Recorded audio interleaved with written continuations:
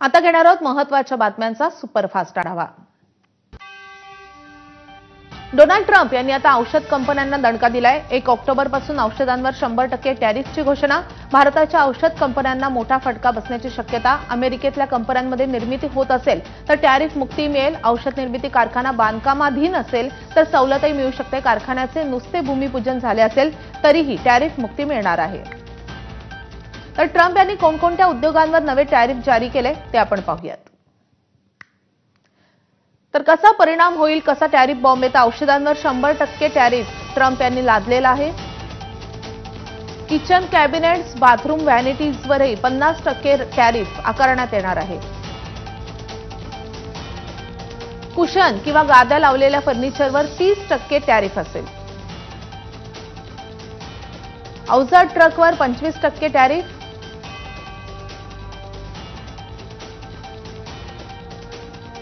तर भारताची अमेरिकेला औषध निर्मितीमध्ये कशी मदत होते तर 2023च्या आकडेवारीनुसार 6316 भारतीय औषधांना एफडीएची मान्यता मिळालेली आहे।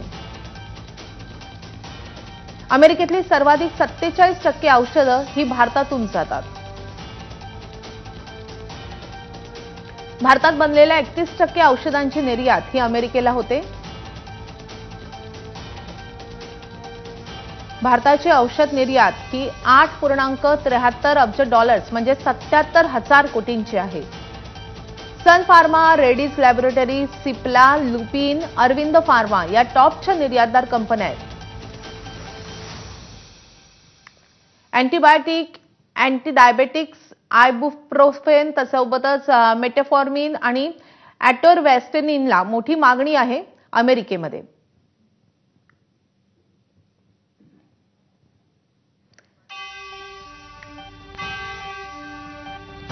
पुढची बातमी, रस्त्यावर चालणाऱ्या महिलेला बैलानं जोरदार धडक दिली आहे। उत्तर प्रदेशच्या झाशीमधली ही घटना आहे। एका बैलाला हुसकावल्यानंतर दुसऱ्या बैलाने येऊन महिलेला जोरदार धडक दिली आहे। महिला जागीच बेशुद्ध पडली आहे। यामध्ये महिला गंभीर जखमी झाली आहे। महिलेवर रुग्णालयामध्ये उपचार सुरू आहेत। डेहराडूनमध्ये अनियंत्रित बसनं रस्त्याच्या बाजूने जाणाऱ्यांना धडक दिली आहे। अपघातामध्ये 3 जण गंभीर जखमी झालेत। अपघाताचा थरार सीसीटीव्हीमध्ये कैद झालाय। रस्ता जवळजवळ रिकामा होता। 3 जण एका कारजवळ उभे होते। पुढचा दरवाजा उघडला आणि त्यांचं सामान ठेवत असताना अचानक बस आली आणि त्यांना धडक दिली। जखमी झालेले तिघही फेकले गेलेत आणि खाली पडले। जखमींना तातडीनं रुग्णालयामध्ये नेण्यात आलंय। उत्तर प्रदेशमधल्या गोरखपूरमध्ये दुचाकीला भरधाव कारनं धडक दिली आहे। अपघातामध्ये दुचाकीस्वार 20 फूट दूर फेकला गेलाय। या अपघातामध्ये दुचाकीस्वार गंभीर जखमी झालाय तर अपघातामध्ये रस्त्यावरील 3 श्वानांचाही मृत्यू झालाय। गुजरातमधील अनेक वर्षांपासूनची परंपरा असलेल्या स्वस्तिक रासचं यंदाही उत्साहात आयोजन। गुजरातच्या जामनगरमध्ये स्वस्तिक रास। नवरात्रीनिमित्त जामनगरमध्ये स्वस्तिक रासचं आयोजन। स्वस्तिकच्या आकारामध्ये लावण्यात आलेल्या आगीमध्ये हिव्यतेचं प्रतीक म्हणून रास दांडिया खेळले जातात। दिल्लीमधल्या सीलमपूरमध्ये एका 15 वर्षीय मुलाची चाकूनं वार करून हत्या करण्यात आली आहे। या प्रकरणी 13 वर्षीय आरोपीला ताब्यात घेण्यात आले। या परिसरामध्ये सध्या तणाव असून पोलीस बंदोबस्त तैनात करण्यात आलाय। घटनास्थळावरून हत्येस वापरलेला चाकूही जप्त करण्यात आलेला आहे।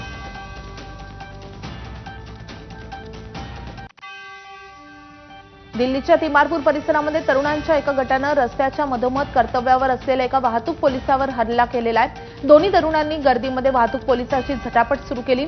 तरुणांनी शिवीगाळ केली आणि पोलिसाला मारहाण केली। पोलिसांनी दोघांना अटक केली आहे। संपूर्ण घटनेचा व्हिडिओ सोशल मीडियावर व्हायरल झालाय।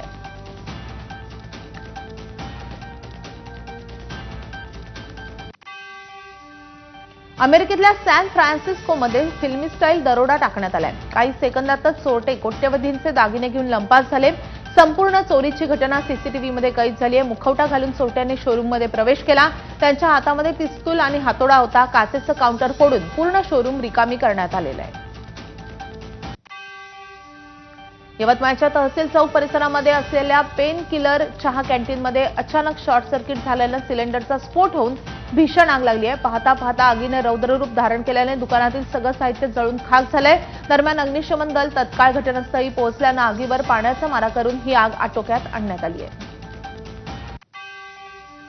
वर्ध्याच्या सावंगी पोलीस ठाण्याच्या हद्दीमध्ये सुरू असलेल्या जुगारावर कारवाई करण्यासाठी गेलेल्या पोलिसांवर प्राणघातक हल्ला जुगार खेळणाऱ्या अड्ड्यांवर कारवाई करण्यासाठी पोलीस तिथे पोहोचले होते, मात्र पोलिसांवरच तलवारीनं प्राणघातक हल्ला केल्याचा धक्कादायक प्रकार घडलाय। या हल्ल्यामध्ये 2 पोलीस उपनिरीक्षक आणि एक सहाय्यक फौजदार असे 3 जण गंभीर जखमी झाले। कल्याणमध्ये एक धक्कादायक प्रकार घडलाय। कल्याण कोर्टाच्या परिसरामध्ये आरोपींनी पोलिसांवर हल्ला चढवल्याची घटना घडली आहे। 8 आरोपींनी पोलीस कोर्टामध्ये हजर करण्यासाठी घेऊन आले होते। आरोपींची कारवाई संपल्यावर त्यांना आदरवाडी जेलमध्ये घेऊन जात असताना आरोपींनी थेट पोलिसांवरच हल्ला केलाय। या घटनेमध्ये एक पोलीस कर्मचारी जखमी झाला असून या प्रकरणामध्ये महात्मा फुले चौक पोलीस ठाण्यामध्ये आरोपींच्या विरोधात गुन्हा दाखल करण्यात आला आहे। जळगावमध्ये झिरो वायरमन म्हणून काम करणाऱ्या महावितरणमधील कर्मचाऱ्याचा मृत्यू झालाय। गेली 10 वर्ष दिलीप देवबा भिल हा व्यक्ती झिरो वायरमन म्हणून काम करत होता, मात्र काल खांबावरील विद्युत दुरुस्ती करताना अचानक करंट लागल्यानं तो खाली कोसळला।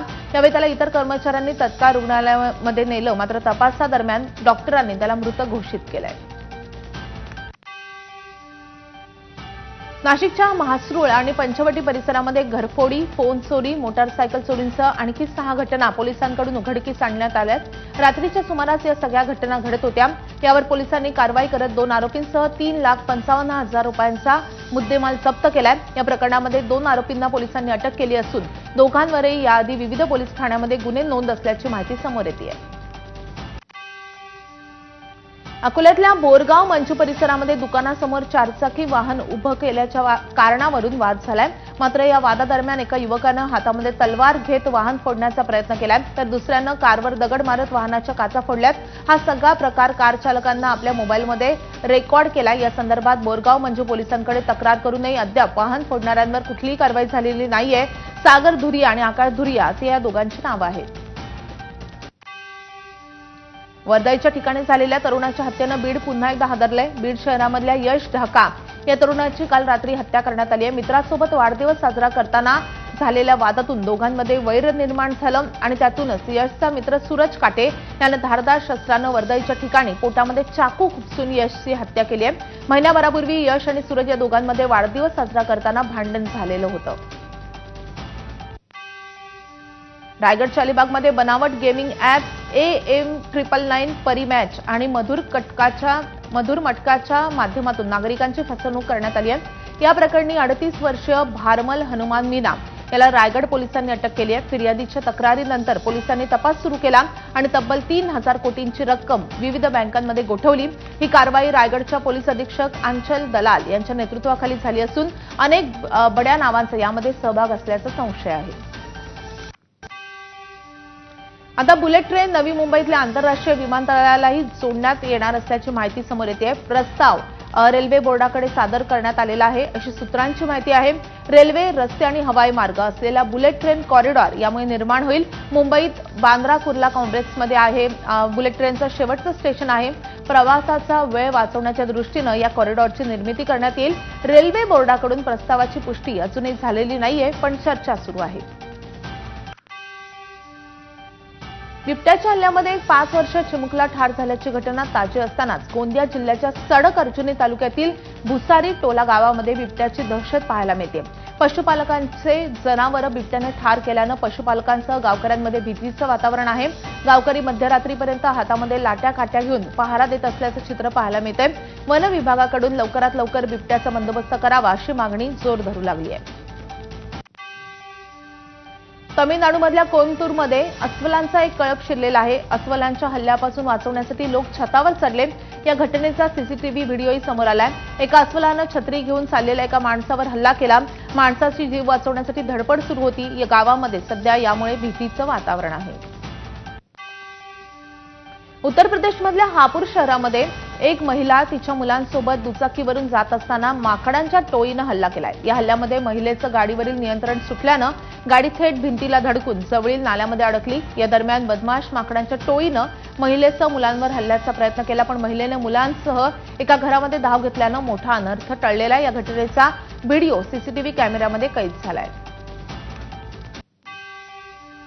तैवान आणि हाँगकाँगमध्ये धुमाकूळ घातल्यानंतर रागासा चक्रीवादळानं आता चीनमध्येही कहर केलाय। ग्वांगडोंग प्रांताजवळ पोहोचलेल्या या वादळामुळे मुसळधार पावसाचा तडाखा बसला असून अनेक रस्ते पाण्याखाली गेलेत, तर काही ठिकाणी गाड्याही पाण्यामध्ये वाहून जाताना दिसतात। मकाऊमध्ये तर छाती एवढ्या पाण्यामध्ये अडकून लोकांनी जीव वाचवण्यासाठी प्रयत्न सुरू केलेत। अनेक घरे आणि दुकानांमध्ये पाणी शिरल्यामुळे जनजीवन विस्कळीत झाले। तैवान, हाँगकाँग, चीन आणि फिलिपिन्समध्ये हे वादळ अक्षरशः शापच ठरते। तर या संपूर्ण घटनेमध्ये आपत्ती व्यवस्थापनाकडून जोरदार बचाव कार्य सुरू आहे।